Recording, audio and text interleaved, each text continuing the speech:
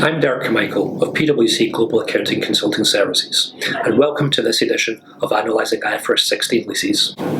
Today I'm joined by Holger Meurer to take a look at how to establish the lease term under the new standard. The lease term is used to determine the number of payments that are used when calculating the lease receivable or the lease liability under the new standard, and so it's therefore a critical aspect of applying it. Holger, what does the standard tell us in terms of how to define the lease term? Well, thanks, Derek. Well, the standard defines the lease term first as the non-cancelable period of the lease, or the period for which the entity can use the asset, the leased asset, plus any periods covered by an extension option, provided the lessee is reasonably certain to exercise that extension option, and plus any periods covered by a termination option, provided the lessee is reasonably certain not to exercise that termination option. That definition sounds similar to the definition under the old standard, IS 17. Yeah, it is quite similar. However, the old standard IS 17 did not really define what is reasonably certain, so there was lots of room for discussions and interpretation that finally ended up in quite some diversity in practice. And does the new standard address this? Yeah, it does. So first of all, the new standard gives this overall kind of principle that any relevant facts and circumstances that give rise to an economic incentive for the lessee to exercise an option should be taken into account. And then furthermore, it gives some kind of examples of factors that should be taken into account, that should be considered. One example of factors to be considered would be the terms throughout the optional period compared to market rents.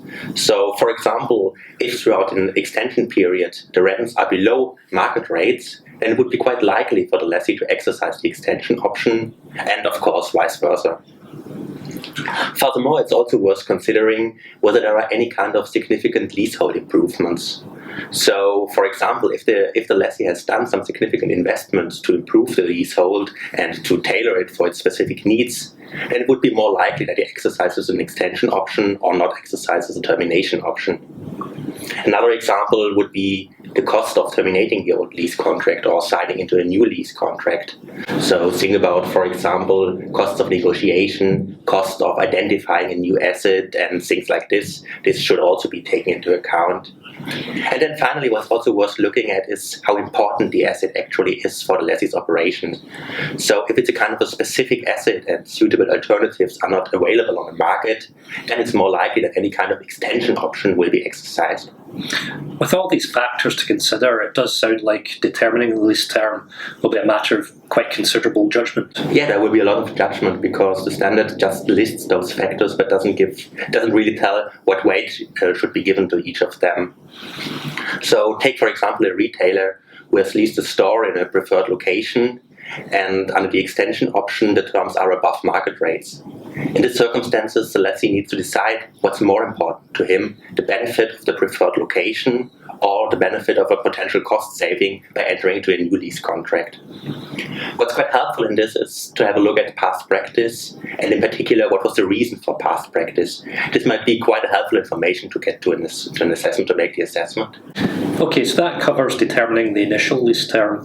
Is there any subsequent reassessment of the lease term? Yes, there is a reassessment, however, only in limited circumstances. So this is a kind of relief the standard provides to entities, so they don't have to reassess every reporting date or on a regular basis. So it's just in limited circumstances. So first, there is a reassessment for both the lessee and the lessor.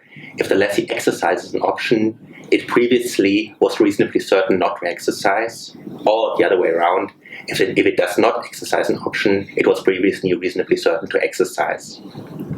Furthermore, both lessee and lessor do a reassessment if an event occurs that prevents the lessee from sticking to its original plans.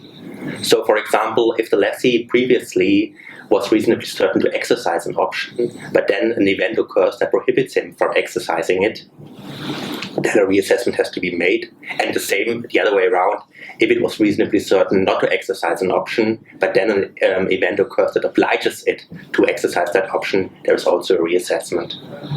And then finally, there's one reassessment that only applies to the lessee. That's when an event occurs that is under the control of the lessee and that affects whether or not it's reasonably certain to exercise an option. So think, for example, if a lessee enters into a sublease and the term of the sublease exceeds the remaining term of the head lease, and without exercising an extension option, it simply wouldn't match.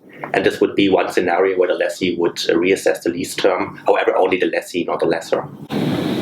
So it's clear that determining the lease term, both on initial recognition and subsequent reassessment, is going to be based on a number of facts and circumstances that require quite a lot of judgment.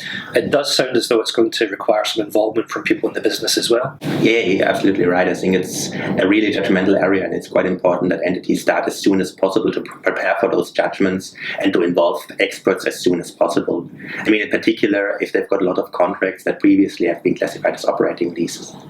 That's really helpful, Holger. Thanks for sharing.